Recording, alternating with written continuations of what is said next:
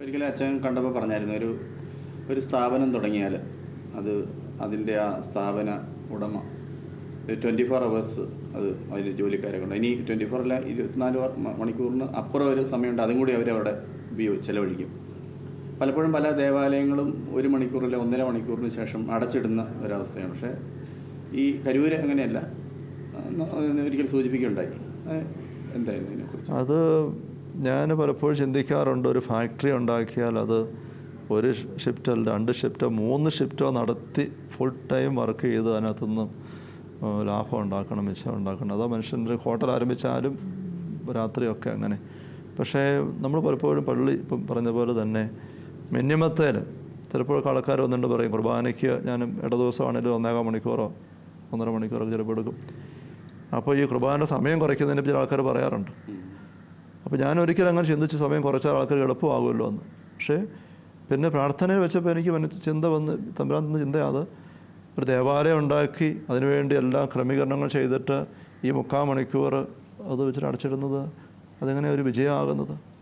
ശരിക്കും ഒരു ഉപകാരമുള്ള ഒരു പ്രസ്ഥാനമാണെന്നുണ്ടെങ്കിൽ എത്ര സമയം അത് വർക്ക് ചെയ്യാവോ അത്ര അതിൻ്റെ മെച്ചം ഉണ്ടാകുന്നത്. അതുകൊണ്ട് ഒരു ദേവാലയം ഒരിക്കൽ പറഞ്ഞാൽ അടച്ചിടാൻ പാടില്ലാത്തതാണ്. ഞാൻ തുറന്ന് അവിടെ ഞാൻ നേരത്തെ ആയിരുന്ന ഇടവക ഈ ഒരു ബോധ്യം കൊടുത്തു കഴിഞ്ഞപ്പോൾ ആ ഇടവക്കാർ, അതാ വർത്താനം ഇടവകയിലാണ്, അവരത് ബോധ്യത്തിലെടുത്തിട്ട് ദിവികാരുണ്യ വർഷം പ്രഖ്യാപിച്ച പാപ്പ ആ വർഷം ഒരു തീരുമാനമെടുത്ത് നമുക്ക് 24 മണിക്കൂർ ആരാധന നടത്താം, 365 ദിവസവും. 20 വാർഡുകാരുണ്ട്. അപ്പം ഓരോ വാർഡുകാർ ഓരോ ദിവസം ടേൺ ചേർക്കാമെന്ന് തീരുമാനിച്ചു. പള്ളി വന്നിരുന്ന് വിശ്വർബാന എഴുന്നള്ളിച്ച് വെച്ച് ആരാധിക്കാൻ വേണ്ടിയിട്ട് നമുക്ക് നോക്കാമെന്ന് പറഞ്ഞ് അങ്ങനെ ആരംഭിച്ച് അവർ രാവിലെ വരാൻ പറ്റുന്നവർ രാവിലെ വരും, പകൽ വരാൻ പറ്റുന്നവർ പകൽ വരും, സന്ധ്യയ്ക്ക് വരുന്നവർ അങ്ങനെ, രാത്രിയിൽ അങ്ങനെ.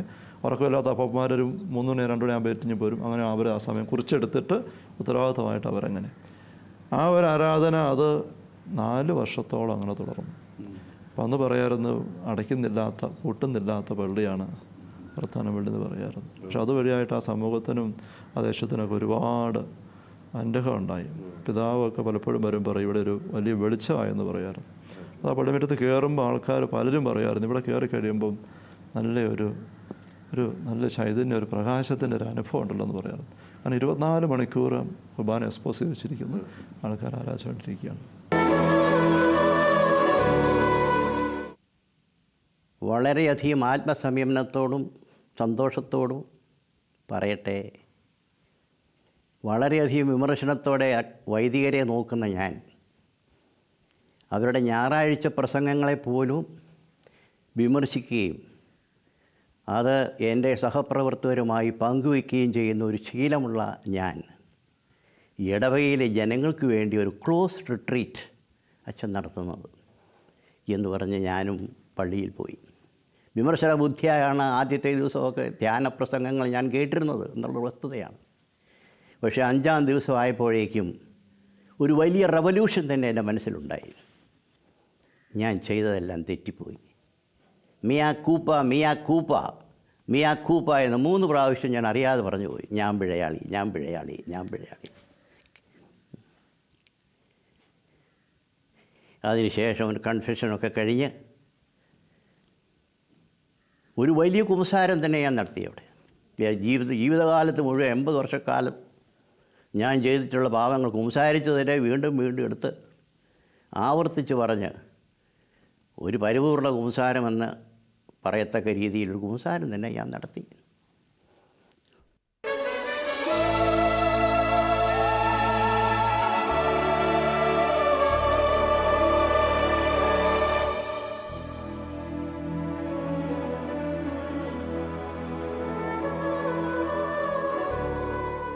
തോമസ് അച്ഛൻ 2006 ഫെബ്രുവരി മാസത്തിലാണ് കരൂർ ഇടവകയിൽ വരുന്നത്.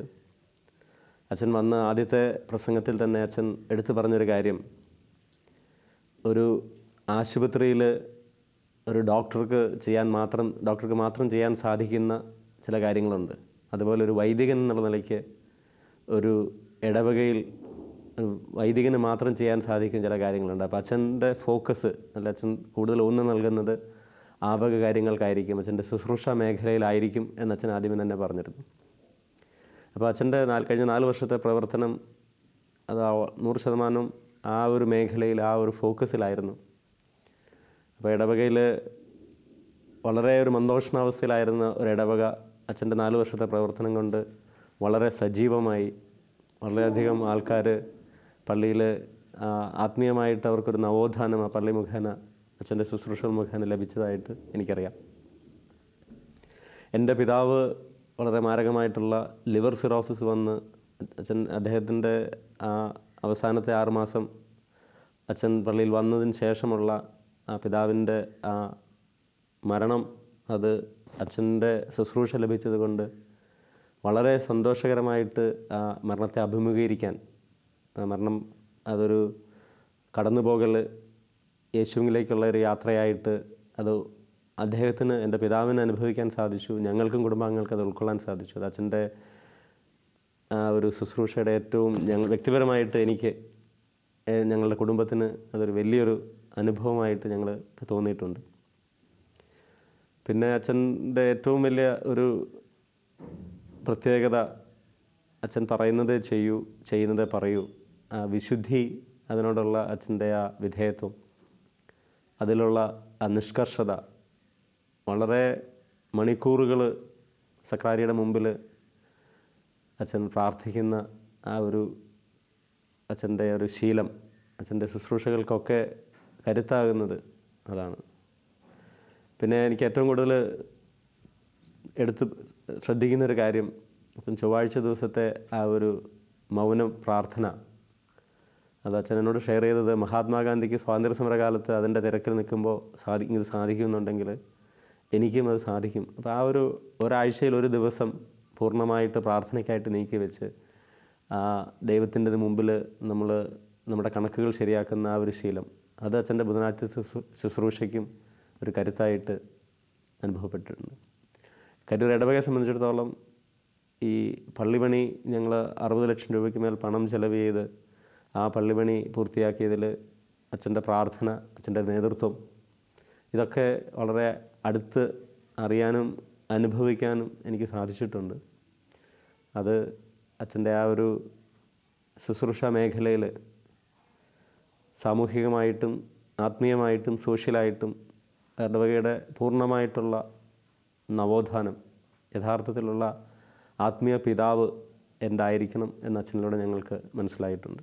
അച്ഛനൊരു ഈ പള്ളിയുടെ കാര്യം പറഞ്ഞപ്പോൾ, ദേവാലയം തുറന്നിട്ട് പള്ളി പണിക്ക് പലരും അവിടെ ഒരു സെബി ഒരിക്കൽ ഷെയർ ചെയ്തപ്പോൾ പറഞ്ഞു, അതായത് ഒരു വൈറ്റ് വാഷ് ചെയ്യാൻ വേണ്ടി ഒരു 15,000 രൂപ ചോദിച്ചു കഴിഞ്ഞാൽ അതിന് പോലും തയ്യാറാകാത്ത ആൾക്കാർ ലക്ഷത്തിൽ പരം രൂപ സ്വന്തമായിട്ട് അവരുടെ സമ്മതപ്രകാരം അച്ഛൻ കാര്യമായി ഒന്നും ഇൻസിസ്റ്റ് ചെയ്യാതെ തന്നെ സംഭാവന നൽകാൻ തയ്യാറായി എന്ന് പറഞ്ഞു. അപ്പോൾ ഇപ്പോൾ കരൂർ പള്ളിയുടെ പുതുക്കി പണിതു, അത് എങ്ങനെയായിരുന്നു? അതൊരു ദൈവിക പ്രചോദനത്തിന് കാതോർക്കാനായിട്ട് ജനത്തെ ബോധ്യം കൊടുത്ത് ഒരുക്കുകയാണെങ്കിൽ ആ ദൈവത്തിൻ്റെ പ്രചോദനം അവർക്ക് കിട്ടും. അപ്പോൾ അവർക്ക് പങ്കുവെക്കാനായിട്ട് മടി വരികയില്ല എന്ന എൻ്റെ ഒരു അനുഭവം. ഒരു ദേവാലയം തമ്പുരാൻ്റേതാണ്, അവിടെ തമ്പുരാൻ ശുശ്രൂഷ നടക്കുന്നത്. അപ്പോൾ അവിടെ വന്ന് ഈ ജീവൻ്റെ അനുഭവം, സമാധാന ദൈവരാജ്യ അനുഭവം സ്വന്തമാക്കുന്ന വ്യക്തികൾക്ക് ആ തമ്പുരാനോടും ആ ആലയത്തോട് ഒരിക്കലും നോ പറഞ്ഞ് മാറി നിൽക്കാനായിട്ട് എളുപ്പമല്ല. അപ്പം ആ ഒരു ശൈലിയിലൂടെ ആൾക്കാരോട് ഞാൻ ദേവാലയം മനോഹരമാക്കുന്നതിൻ്റെ ആശയം അവതരിപ്പിക്കുക ചെയ്തത്.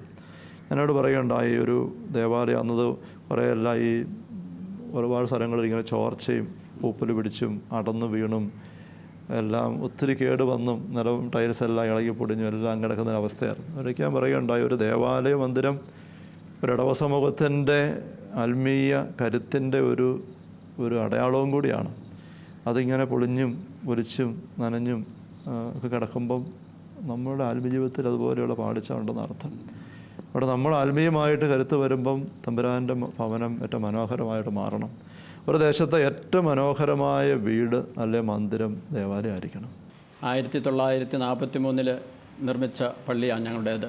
അതിനുശേഷം വളരെ വർഷങ്ങളായിട്ട് കാര്യമായ പണികളൊന്നും ചെയ്യാതെ കിടക്കുകയായിരുന്നു. നമുക്കറിയാം, പഴയ നിയമത്തിൽ ദാവീദ് രാജാവ് ജെറുസലേം ദേവാലയം പണിയാൻ ആഗ്രഹിച്ചു. സോളമൻ രാജാവിനാണ് അതിന് നിയോഗം ലഭിച്ചത്. പള്ളിപ്പണി തുടങ്ങി അധികം താമസിക്കാതെ തന്നെ എൻ്റെ ഈ ചിന്ത മനസ്സിലുണ്ടായെങ്കിലും എനിക്ക് ഇത് അധികം താമസിക്കാതെ തന്നെ എനിക്കിത് ഒരു ബോധ്യം വന്ന സംഭവമാണ്. ഞങ്ങൾ പള്ളിപ്പണിക്ക് തുടങ്ങുമ്പോൾ പള്ളിപ്പണിക്ക് വേണ്ട പണത്തെപ്പറ്റി വളരെ ഉത്കണ്ഠയുണ്ടായിരുന്നു. ഞാൻ അച്ഛനുമായിട്ട് പല പ്രാവശ്യം അത് പങ്കുവച്ചിട്ടുണ്ട്. അച്ഛനപ്പോൾ എന്നോട് ഒരിക്കൽ പറഞ്ഞൊരു കാര്യം ഞാൻ ഓർക്കുക, വചനാധിഷ്ഠിതമായി സ്വന്തം മഹത്വം അന്വേഷിക്കാതെ നമ്മൾ ഒരു പ്രവൃത്തിക്കിറങ്ങിയാൽ ദൈവം നമ്മുടെ കൂടെ ഉണ്ടായിരിക്കുമെന്ന്. അത് പള്ളിപ്പണിയുടെ ഓരോ കാലഘട്ടങ്ങളിലും ഓരോ സമയത്തും ഞങ്ങൾക്ക് വളരെ വ്യക്തമായി അനുഭവപ്പെട്ടതാണ്. പള്ളിപ്പണിയുടെ ഓരോ നിമിഷങ്ങളിലും ദൈവത്തിൻ്റെ ഇടപെടൽ ഞങ്ങൾ അനുഭവിച്ചു. 10-30 ലക്ഷം രൂപയിൽ കൂടുതലൊന്നും ആ ഇടവകയിൽ നിന്ന് ഒരിക്കലും പിരിഞ്ഞു കിട്ടിയാലെന്ന് ഓർത്ത സ്ഥാനത്ത് 10-68 ലക്ഷം രൂപയുടെ പണി വളരെ അനായാസം തന്നെ പണിയാൻ സാധിച്ചു. സ്വർഗത്തിൻ്റെ ഒരു പതിപ്പാണ്. ഇങ്ങനത്തെ ബോധ്യം കൊടുത്തു കഴിഞ്ഞപ്പോഴത്തേക്കും ആൾക്കാർ സ്വമേധയാ അത് സഹകരിക്കാൻ തുടങ്ങി. ബുദ്ധിമുട്ട് കൂടാതെ എൻ്റെ പൈസ അതൊരു 30 ലക്ഷം രൂപ ആദ്യം ഓർത്തു, തീർന്നപ്പോഴത്തേക്കാണ് 68 ലക്ഷം രൂപയായി. പക്ഷേ ആ പണം ഞാൻ വളരെ ചുരുക്കമായിട്ടേ പള്ളിയിൽ അതേപ്പറ്റി പറഞ്ഞിട്ടുള്ളൂ. പള്ളിയിൽ വരുന്നവർക്ക് ഞാൻ തമ്പുരാൻ്റെ വചനവും ആശ്വാസനുള്ള വഴിയും ശുശ്രൂഷയും ആശീർവാദം കൊടുത്തു വിട്ടു. അപ്പം പണികൾ നടക്കുമ്പോൾ ആൾക്കാർ സമേത സഹകരിച്ച് അങ്ങനെ വന്നു. എന്നുവെച്ചാൽ ഒരു കാര്യം ചോദിച്ചു, ഒരു ഇടവകയാകുമ്പോൾ ആ ഇടവകയ്ക്ക് ഒരു spiritual and physical and social commitment ഉണ്ടെന്ന് പറയാം. അപ്പോൾ ഇത് മൂന്നും കൂടെ ചേർന്ന ഒരു അവസ്ഥ ഇങ്ങനെ പൊതുവേ പറയാറുണ്ട്. അപ്പോൾ ഞാൻ എനിക്ക് ഇപ്പോൾ അറിയേണ്ട ഒരു കാര്യം എന്ന് പറഞ്ഞാൽ, ഈ കരൂർ പള്ളിയിലെ ജനങ്ങളെ പള്ളിയിലേക്ക് അടുപ്പിച്ച അച്ഛൻ്റെ ഒരു കൺസേൺ എന്തായിരുന്നു? പള്ളിയിലേക്ക് അടുപ്പിക്കാൻ വേണ്ടി മാത്രമായിട്ട് ഞാനൊന്നും ചെയ്തില്ല. പക്ഷേ അത് സൂചിപ്പിച്ചതുപോലെ ഈ ജീവൻ നൽകാനായിട്ട് വന്ന ഈശോയുടെ ആ ഒരു സാന്നിധ്യം, ഈശോ പൗരോഹിത്യം വഴിയായിട്ട് ആൾക്കാർക്ക് വേണ്ടി വെച്ചിരിക്കുന്നത് പരമാവധി കൊടുക്കാനായിട്ട് ഞാൻ പരിശ്രമിക്കുക ചെയ്തത്. അത് വളരെ കുറച്ച് മാത്രമേ ഞാൻ വിജയിച്ചിട്ടുള്ളൂ എന്ന് എനിക്കറിയാം.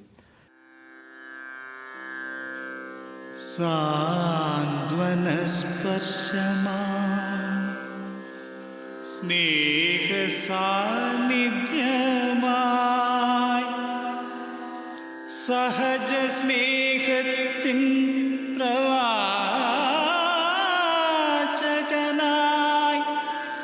എന്നും പുലരിയിലുണരാ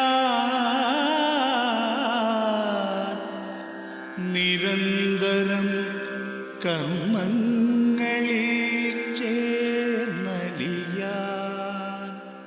ആദ്യം എന്താ ഇടവക വന്നപ്പോൾ ചെയ്തു? മറ്റ് വൈദികർക്ക് ചിലപ്പോൾ അതൊരു മാതൃകയാവാം. ഇടവകയുടെ ഏകദേശം പുതിയ ഇടവക വരുമ്പോൾ ആദ്യം വീടെല്ലാം ഒന്ന് കയറി പരിചയപ്പെടും, വെഞ്ചരിക്കാറുണ്ട്. ഞാൻ വീട് കയറി പരിചയപ്പെട്ടു, അന്നേരം വെഞ്ചരിച്ചില്ല. പരിചയപ്പെട്ട് വന്നിട്ട് പിന്നെ ചെയ്തൊരു കാര്യം, ഏതാനും ധ്യാനങ്ങൾ ഇടവക്കാർക്ക് വേണ്ടിയിട്ട് ഇടവപ്പള്ളി തന്നെ വെച്ച് ഞാൻ തന്നെ കൊടുക്കാനായിട്ട്. അത് പലപ്പോഴും ധ്യാന കേന്ദ്രങ്ങളിൽ പോയി നമ്മൾ ധ്യാനം കൂടിയേച്ച് വരുമ്പം ഒത്തിരി അവിടെ അനുഭവ സമ്പത്തും മറ്റ് സൗകര്യം എല്ലാം ഉണ്ടെങ്കിലും ഒരു പോരായ്മ ഞാൻ ശ്രദ്ധിച്ചിട്ടുള്ളത്, അവിടെ വചനം പങ്കുവെക്കുന്നവരും ശുശ്രൂഷ നയിക്കുന്നവരും ഈ ഒരാഴ്ചത്തേക്ക് 5 ദിവസത്തേക്ക് അവർ ഒരുമിച്ചായിരിക്കുന്നുള്ളൂ. അവർ പിന്നെ തിരിച്ചു പോരും, ആൾക്കാർ തിരിച്ചു പോരുന്നു, വചനം പങ്കുവെച്ചാൽ അവിടെ വഴിക്ക് നീങ്ങുന്നു. പിന്നീട് അതിൻ്റെ ഒരു ഫോളോ അപ്പ് എന്നൊക്കെ പറയുന്നത് പലപ്പോഴും എളുപ്പമല്ല. അല്ലെങ്കിൽ പിന്നെ സ്റ്റേജിൽ കയറി നിന്ന് അടുത്താരെ നിന്നുകൊണ്ട് വചനമൊക്കെ പറഞ്ഞു കൊടുത്തിട്ട് ചിലപ്പോൾ ലൈഫിൽ അത് ഉണ്ടാവണം നിർബന്ധമില്ല. ആൾക്കാർക്ക് അവിടെ ചിലപ്പം ഈ സ്റ്റേജിൽ കാണുന്നൊരു മുഖം മാത്രമേ അറിയത്തുള്ളൂ. പക്ഷേ യഥാർത്ഥത്തിൽ ഈശോ വചനം കൊടുത്തു ഒപ്പം ജീവിച്ചെന്ന് പറഞ്ഞാൽ ഇടവകയിലാണ് സഭയുടെ ശരിക്കുള്ള പതിപ്പ് കിടക്കുന്നത്. ധ്യാനകേന്ദ്രങ്ങൾ തീർച്ചയായിട്ടും വളരെ പ്രസക്തമാണ്, ഞാൻ ഒത്തിരി അതിൻ്റെ പലയെടുക്കുന്ന ആളുമാണ്. അപ്പോൾ ഇടവകയിൽ വികാരിയായിരിക്കുന്ന അച്ഛൻ തന്നെ ഇടവക്കാരെ വിളിച്ചിരുത്തി അവർക്കൊപ്പം നിന്നുകൊണ്ട് ഒരു ധ്യാനത്തിലൂടെ നടന്നു പോകുമ്പം അത് ആൾക്കാരോട് പറയും, നമ്മൾ ഒരു ധ്യാനം 5 ദിവസത്തേക്കല്ല, നമ്മൾ ഒരുമിച്ചായിരിക്കുന്ന ഒരു 4 വർഷം 5 വർഷം ഉണ്ട്, 5 വർഷം ദീർഘിക്കുന്നൊരു ധ്യാനം നമ്മൾ ആരംഭിക്കുക. നിങ്ങൾ ധ്യാനകേന്ദ്രം വിട്ടു പോകുന്നില്ല, ധ്യാനഗുരു നിങ്ങളെ ഇട്ടിട്ട് വേറെങ്ങും പോകുന്നില്ല. അതിൻ്റെ ഒരു ആരംഭമാണ് ഇപ്പം ഈ 4 ദിവസം 5 ദിവസം. താല്പര്യമുള്ളവർ വന്നാൽ മതി. ആ സൗകര്യത്തിന് വേണ്ടി ഞാൻ അവരെ ഏജ് ഗ്രൂപ്പ് തിരിച്ചു വെക്കും. യുവജനങ്ങൾക്ക് ചെറുപ്പക്കാരായ അമ്മച്ചിമാർക്ക്, ചെറുപ്പക്കാരായ അപ്പച്ചന്മാർക്ക് എല്ലാവരും സെപ്പറേറ്റ്. സെപ്പറേറ്റ് ഗ്രൂപ്പുകൾ ഒരു 50, 60, 30 ചിലപ്പം 80 ഒക്കെ വരും. അവരെ പള്ളി താമസിപ്പിക്കും. സൗകര്യങ്ങളൊക്കെ എത്ര കുറവാണേലും പാരീഷ് ഹോളിലൊക്കെ ആയിട്ട് സൗകര്യം ഉണ്ടാക്കി വീടുകളിലേക്ക് പോവുകയല്ല. രാത്രിയൊക്കെ ഒരു ഞായറാഴ്ച വൈകുന്നേരം വന്നാൽ പിന്നെ ശനിയാഴ്ച രാവിലെ അവർ പോവുള്ളൂ. കുർബാന അല്ലാത്തവർക്ക് ഇവർക്ക് ഒരുമിച്ചായിരിക്കും, പക്ഷേ ഇവർക്ക് സെപ്പറേറ്റ് ആയിട്ട് അവരെ പഠിക്കാതിരുത്തും. ടോക്കുകൾ മുഴുവൻ ഞാൻ തന്നെ കൊടുക്കും. പാട്ടും മറ്റു കാര്യമൊക്കെ മറ്റാൾക്കാരെ കൂടി സഹകരിപ്പിക്കും. ഭക്ഷണം പറ്റുന്നവരെ ക്രമീകരിച്ച് അറേഞ്ച് ചെയ്യും. പുറത്തുനിന്ന് അച്ഛന്മാരും അങ്ങനെ ആരും ടോക്കൻ കുമ്പസാരിപ്പിക്കാനൊക്കെ അച്ഛന്മാരെ വിളിക്കും. ടോക്ക് ഞാൻ തന്നെ കൊടുക്കും. കാരണം എൻ്റെ ഒരു ബോധ്യം അത് വികാരിച്ചൻ ഇടവക്കാർ ഒരുമിച്ചിരുന്ന് തമ്പുരാൻ്റെ കാര്യങ്ങൾ കേൾക്കുകയും പറയുകയും ചെയ്യുന്ന അവസരമാണ്. അതൊരു അടിസ്ഥാന പിന്നെ മണ്ണ് ഇളക്കി മറിക്കുന്ന പോലത്തെ ഒരു അനുഭവമായിട്ടാണ് ഞാൻ ഉദ്ദേശിക്കുന്നത്. അതിലൂടെ കുറേ പേർക്ക് നമ്മൾ ഒരു ആത്മീയ ബന്ധം ഉണ്ടാകും. കുമ്പസാരക്കൂട്ടി പതിവായിട്ട് വരാനുള്ള ഒരു ബന്ധം. അപ്പോൾ ആ ഒരു കുമ്പസാരക്കൂട്ടി പതിവായിട്ട് വന്ന് ഈ ധ്യാനത്തിൽ കിട്ടി വെളിച്ചമനുസരിച്ച് അവർ ജീവിക്കാൻ ആരംഭിക്കുന്നു. അതിൻ്റെ ബുദ്ധിമുട്ടും പോരായ്മയും കുമ്പസാരക്കൂട്ടി വന്നിട്ട് അവരായിട്ട് തുറന്ന് പങ്കുവെക്കുന്നു, ഉപദേശം മേടിക്കുന്നു. അതങ്ങനെ മുന്നോട്ട് പോകുമ്പം ഒരു ആത്മീയമായിട്ടൊരു ദാഹമുള്ള ഏതൊരു വ്യക്തിക്കും അത് വലിയൊരു വളർച്ചയുടെ അനുഭവമാണ്. പിന്നെ അങ്ങനെ ധ്യാനം കൊടുക്കുമ്പോൾ നമുക്കും അത് ഇരട്ടി റെസ്പോൺസിബിലിറ്റി ഉണ്ട്. കാരണം ഞാൻ വചനം കൊടുത്തിട്ട് വേറെ പോവുകയല്ല, ഞാൻ വചനം പങ്കുവെച്ചിട്ട് അവിടെ നിനക്ക് ഞാൻ ജീവിക്കുക. അപ്പം ഞാൻ അൾത്താര എന്ന് പറഞ്ഞ കാര്യങ്ങൾക്ക് നിരക്കാത്തത് എൻ്റെ ജീവിതത്തിൽ ഉണ്ടാകാതിരിക്കാനായിട്ട് ഞാൻ സൂക്ഷിക്കേണ്ടതായിട്ടുണ്ട്. അങ്ങനത്തെ ഒരു അനുഭവമാണ്. അപ്പോൾ അങ്ങനെ ഈ ഇടവകയിൽ ഞാൻ വന്നപ്പോൾ ഒരു 8 ധ്യാനങ്ങൾ അങ്ങനെ നടത്തി. 8 ആഴ്ച മാസത്തിൽ 1, 2 വെച്ച് ധ്യാനം നടത്തി. 400ഓളം പേര് ആ ധ്യാനത്തിൽ സംബന്ധിച്ചു. കുറച്ച് പേര് അവസാനം വന്ന് പുറത്തുനിന്നൊക്കെ വന്ന് കൂടുകയുണ്ടായി. നേരത്തെ ആയിരുന്ന ഇടവകയിൽ 14 ധ്യാനങ്ങൾ നടത്തി. ആ ഇടവകയിൽ തന്നെ 14 ധ്യാനങ്ങൾ. പുറത്തുനിന്ന് വന്നാലും എടുപ്പിക്കും, കെട്ടായി നിഷേധിക്കുകയല്ല. പക്ഷേ എപ്പോഴും പ്രിഫറൻസ് ഇടവക്കാരൊക്കെ ആയിരിക്കും, സൗകര്യം പോലെ കൊടുക്കും. സാധാരണ ഇടവക്കാരെ തന്നെ വീട്ടിൽ നിന്ന് കെട്ടിച്ച് വിട്ട പെൺപിള്ളേരും അവരുടെ മക്കളും അങ്ങനെയൊക്കെ ഉള്ളവരായിരിക്കും പിന്നെ ഒരു റൗണ്ട് 2 റൗണ്ട് കഴിഞ്ഞ് കഴിയുമ്പം പിന്നെ ഇതിനോട് വരിക. അപ്പോൾ ഇങ്ങനത്തെ ഒരു ധ്യാനത്തിൻ്റെ ഒരു അനുഭവം കഴിഞ്ഞ് കഴിയുമ്പോഴത്തേക്കും സജീവമായിട്ട് നമ്മോടൊപ്പം ചേർന്ന് ആത്മീയമായിട്ട് സഹകരിക്കാനും ശുശ്രൂഷ പങ്കുചേരാനും സാധിക്കുന്ന കുറേ പേരെ നമുക്കവിടെ കിട്ടും. അവർ ഒരു ആത്മീയ ബോധ്യം കിട്ടിയവരും ആ താല്പര്യം വെച്ച് വരുന്നവരുമായിരിക്കും. അപ്പോൾ അവരെ നമുക്ക് കുമ്പസാരക്കൂട്ടിന് പതിവായിട്ട് കിട്ടാൻ തുടങ്ങുമ്പോൾ നമുക്ക് അവരെ ഉള്ളു അറിയാം, വിശ്വാസം എടുക്കാൻ പറ്റും, എന്ത് ഏൽപ്പിക്കാനായിട്ട് പറ്റും. അപ്പോൾ നമ്മുടെ ശുശ്രൂഷയ്ക്ക് ശരിക്കും അവർ വലിയൊരു സഹായമായിട്ട് തന്നെ ഭാവിക്കുകയാണ്, മധ്യസ്ഥ പ്രാർത്ഥനയ്ക്കും എല്ലാ രീതിയിലും. ആ ഒരു ഒരുക്കത്തിൻ്റെ പശ്ചാത്തലത്തിൽ ഞാൻ കൊടുത്ത ആത്മീയ ബോധ്യത്തിൽ ഒരു ബോധ്യം ഈ വീട് വഞ്ചരിപ്പിൻ്റെ പ്രസക്തി, അർത്ഥം, അതേപ്പറ്റിയാണ്. ഇത് ചുമ്മാ അച്ഛൻ വന്ന് ഒരു പ്രാർത്ഥന എടുത്തിട്ട് പോകുന്ന അനുഭവമല്ല, മറിച്ച് ഉൽപ്പത്തി ആദ്യ അധ്യായങ്ങളിൽ 3-ാം അധ്യായത്തിൽ പാപം ചെയ്ത് കഴിയുമ്പോൾ തമ്പുരാൻ പറയുന്ന ഒരു വാക്കിതാണ്, നീ മൂലം മണ്ണ് ശപിക്കപ്പെട്ടതായി തീർന്നിരിക്കുന്നു. പിന്നെ പാപം ചെയ്ത് മനുഷ്യൻ മുന്നോട്ട് പോയപ്പോഴെല്ലാം ആ ശാപം മണ്ണിൻ്റെ മേലുള്ളത് വർദ്ധിച്ചിട്ടുണ്ട്. പാപത്തിൽ വീണ മനുഷ്യൻ്റെ മേലുള്ള ഒരു തിന്മയുടെ ബന്ധനമാണ് ജന്മപാപം നമ്മൾ പറയുന്നത്.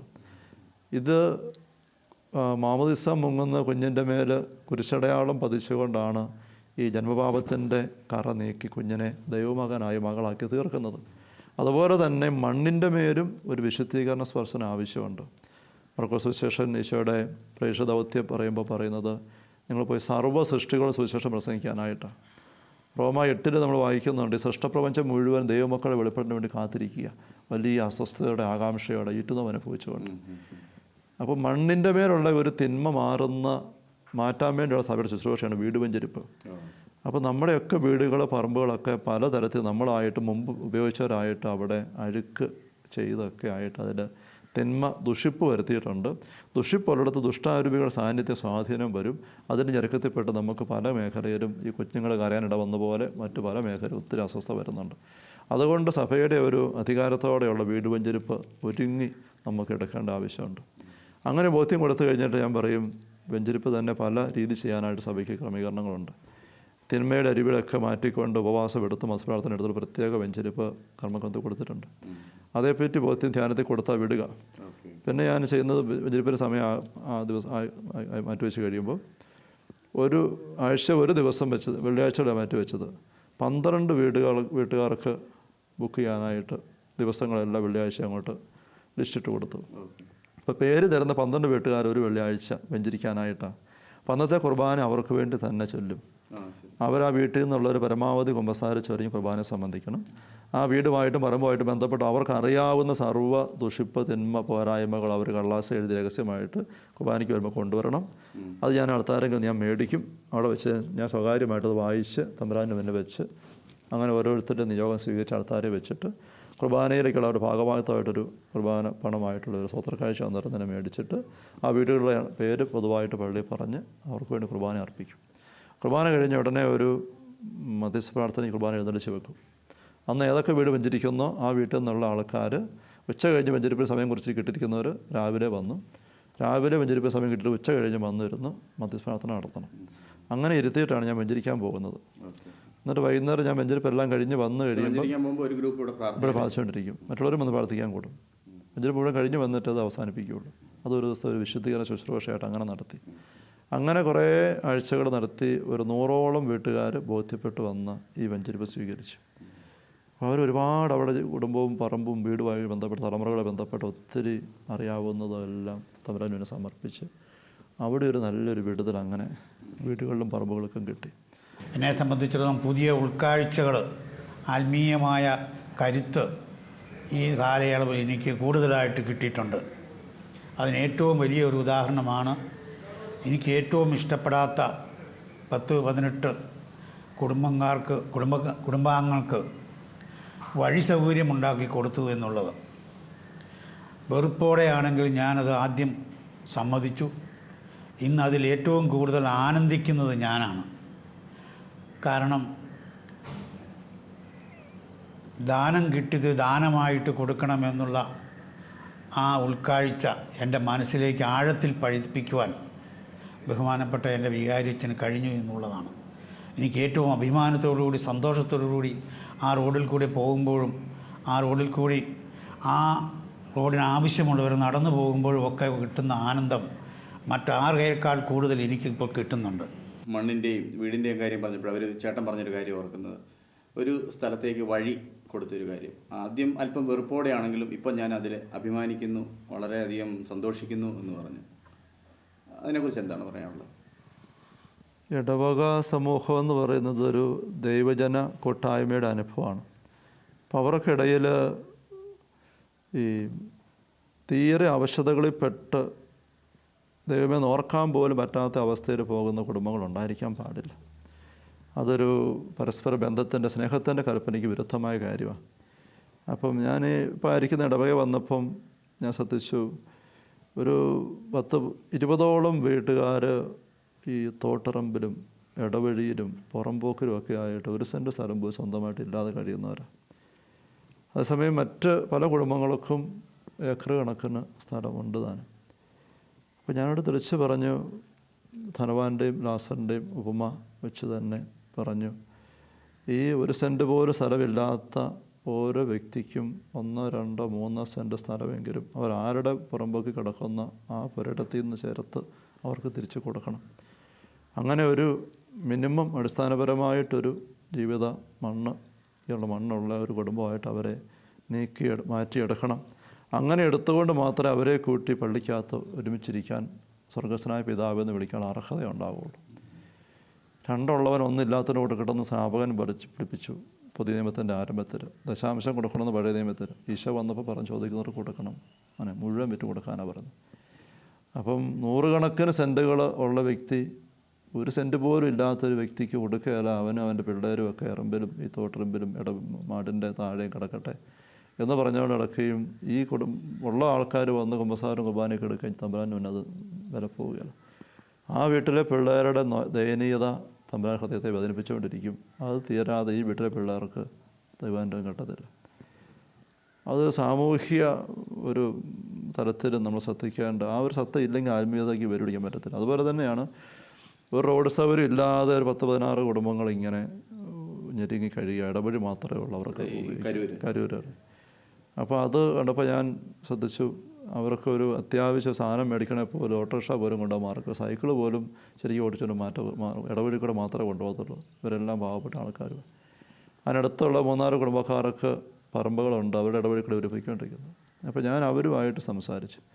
ഞാൻ പറഞ്ഞു, നിങ്ങൾ ഏതെങ്കിലും ഇടവഴി ഒരു വീതി കൂട്ടി അവർക്ക് റോഡാക്കാനായിട്ട് തുറന്നു കൊടുക്കണം. ആദ്യം ചിന്തയിട്ട് കൊടുത്ത് അവർ സഹകരിക്കാമെന്ന് പറഞ്ഞു. അതിൻ്റെ ഭാഗമായിട്ടാണ് പിന്നെ 2-3-4 കുടുംബക്കാർ കൂടി ചിലർ പറമ്പ് തന്നു, ചിലർ പൈസ തന്നു. അങ്ങനെയൊക്കെ ആയിട്ട് ഒരു വഴി ആൾക്കാരെല്ലാം കൂടി പൊതുപ്പണിയായിട്ട് വെട്ടിയെടുത്ത് റോഡ് തുറന്ന് ഇന്നിപ്പോൾ 16 പേർക്കും പറമ്പിലേക്ക് വഴി കിട്ടി. ഒരു വണ്ടി റോഡ് 12 അടി വീതിയിൽ വഴിയുണ്ടായി. അപ്പോൾ അതിൻ്റെ ആരംഭത്തിൽ ഇപ്പോൾ ചേട്ടൻ ആദ്യം അത് ഈ ഇങ്ങനെ സ്ഥലം ചുമ്മാ കൊടുക്കുന്നതിനെ പറ്റി ഒരു നൊമ്പരം ഉണ്ടായിരുന്നു. പക്ഷെ പിന്നീട് അത് അദ്ദേഹത്തിന് ഇന്ന് ഒരു തമ്പുരാൻ്റെ മുന്നിൽ അനുഗ്രഹപ്രദമായ കാര്യമാണെന്നുള്ളത് മനസ്സിലായി എന്ന് പറഞ്ഞു. പക്ഷെ അങ്ങനത്തെ ഒരവസ്ഥ അവരുടെ ആ ഒരു ഇല്ലായ്മയുടെ ഒരു പരിധിക്ക് അപ്പുറം ദയനീയമായ അവസ്ഥ മാറിയെങ്കിൽ ആ 16 കുടുംബക്കാർക്കും ഇവർക്കൊപ്പം വന്നിരുന്ന സ്വർഗസ്വനായ പിതാവിനെ വിളിക്കാൻ പറ്റുള്ളൂ. അല്ലെങ്കിൽ അങ്ങനെയുള്ള ദയനീയ കുടുംബങ്ങൾ കിടക്കുമ്പോൾ അത് ഇടവയ്ക്ക് മൊത്തം ഒരു ചോർച്ചയാണ്. ഞാൻ സ്ഥലം കൊടുക്കുന്ന കാര്യം പറഞ്ഞപ്പം ഒരു 5 വീട്ടുകാർക്ക് അങ്ങനെ സ്ഥലം കിട്ടാനായിട്ട് ഇട വന്നിട്ടുണ്ട്. 5 വീട്ടുകാർക്ക് 2-3 സെൻറ്റ് വെച്ച്. ബാക്കി 10-15 കുടുംബങ്ങൾ ഇപ്പോഴും ഇറമ്പിക്കിടക്കുക. ഞാനത് ഇടവകയിൽ ആവർത്തിച്ച് പറയുന്ന ഒരു ദൈവസ്വരം, ഒരു മുന്നറിയിപ്പ് തന്നെയാണത്. ഇത് ഓരോന്നും ഒരു ഓട്ടയാണ്, ഇടവകയുടെ ഓട്ടയാണത്, ചോർച്ചയാണ്. അത് അടയ്ക്കാതെ ഇടവകയ്ക്കൊരു നിറവ് ഉണ്ടാവത്തില്ല. ഇപ്പം നമുക്ക് ആ ഒരു ഇടവ സമൂഹം എന്ന് പറയുമ്പം ആത്മീയ തലമെന്ന് പറയുന്നത് പ്രാർത്ഥന, അത് ഈ തലങ്ങളുമായിട്ട് നേരെ ബന്ധപ്പെട്ടാണ് നിൽക്കുന്നത്. ഇതെല്ലാം റിലേറ്റ് കാരണം ദൈവം എപ്പോഴും സമഗ്ര മനുഷ്യൻ്റെ സമഗ്ര വിമോചനമാണല്ലോ തമ്പുരാൻ നമുക്കൊരു